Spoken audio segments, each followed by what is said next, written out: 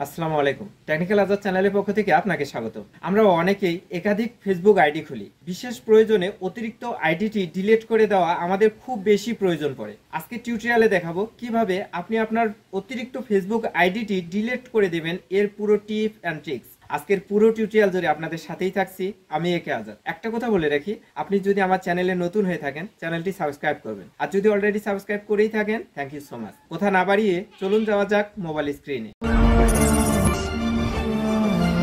আপনার Facebook ID permanently delete করার জন্য যা যা করতে হবে এখন আমি তা দেখিয়ে দিচ্ছি। এজন্য ফেসবুকের যে অফিসিয়াল অ্যাপসটি রয়েছে ফেসবুক আইডিটি লগ ইন করে নেবেন, কারণ এখানে সেটিংসগুলো ঠিকঠাক মতো পাওয়া যায়। এখন সোজা ডান দিকে উপরে কর্নারে লক্ষ্য করুন, 3 লাইন আইকন দেখাচ্ছে, এই জায়গায় ক্লিক করে দিবেন। দেওয়ার পর এরকম একটি ইন্টারফেস আমার সামনে চলে এসেছে। এখন নিচে লক্ষ্য করুন, সেটিংস অ্যান্ড প্রাইভেসি নামে একটি অপশন দেখা যাচ্ছে, এখানে ক্লিক করে দিতে হবে। এরকম একটি ইন্টারফেস আমার সামনে চলে এসেছে। এখানে রয়েছে সেটিংসে ক্লিক করে দিতে হবে।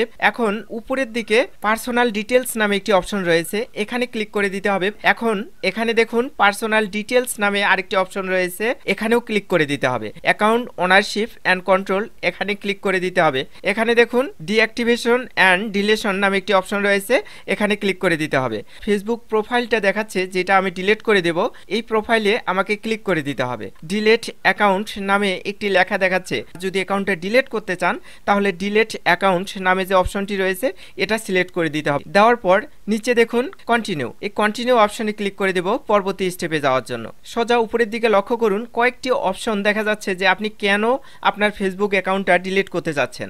আমি উপরের কারণটাই দেখা দিচ্ছি, I spend too much time on Facebook, আমার অনেক সময় ফেসবুকে ব্যয় হয়, তাই আমি এটা ডিলিট করব, এই রিজনটাই সিলেক্ট করলাম। আপনি অন্য কোনো রিজন সিলেক্ট করতে পারেন। দেন কন্টিনিউ, এই যে কন্টিনিউ অপশনটি রয়েছে এখানে ক্লিক করে পরবর্তী স্টেপে যেতে হবে। এখানে নোটিফিকেশনের বিষয়গুলো দেখাচ্ছে, আমি সোজা অ্যাকাউন্টটি ডিলিট করব, তাই কন্টিনিউ অপশনে ক্লিক করে দেব। এরকম একটি ইন্টারফেস আপনার সামনে চলে আসবে। এখানে আপনাকে কিছু অপশন দিচ্ছে যে আপনি ডিলিট না করে অ্যাকাউন্টটা ডিঅ্যাক্টিভ করে রাখতে পারেন, এই যে এই অপশনটা। আর যদি না চান তাহলে নিচে আরো কিছু অপশন দিচ্ছে যে আপনার ডাউনলোড ইনফো, আপনার প্রয়োজনীয় তথ্যগুলো এখানে ডাউনলোড করে নিতে পারবেন।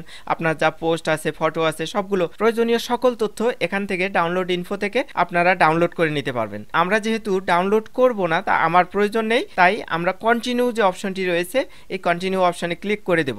এখন এই অ্যাকাউন্টটা আমার কিনা এজন্য আমাকে পাসওয়ার্ড দিয়ে দিতে বলতেছে, আমি পাসওয়ার্ড দিয়ে দিলাম। দেওয়ার পর এই যে কন্টিনিউ অপশনটি, এই কন্টিনিউ অপশনে ক্লিক করে দিচ্ছি। ফাইনালি ডিলিট হওয়ার যে অপশনটি সেটি চলে এসেছে। উপরে লক্ষ্য করুন, আপনি কি কনফার্ম যে আপনার অ্যাকাউন্টটি পার্মানেন্টলি ডিলিট করে দিচ্ছেন? যদি কনফার্ম হয়ে থাকেন তাহলে নিচের দিকে লক্ষ্য করুন, ডিলিট অ্যাকাউন্ট নামে একটি অপশন রয়েছে, ডিলিট অ্যাকাউন্টে ক্লিক করে দিলেই পার্মানেন্টলি আমার অ্যাকাউন্টটা ডিলিট হয়ে যাবে। এখন 30 দিন পর্যন্ত আপনার সময় থাকবে। 30 দিনের আগেই যদি আপনি আবার লগ ইন করেন তাহলে ডিলিট হবে না, আর যদি আপনি 30 দিন পর্যন্ত আর লগ ইন না করেন তাহলে পার্মানেন্টলি আপনার অ্যাকাউন্টটা ডিলিট হয়ে যাবে।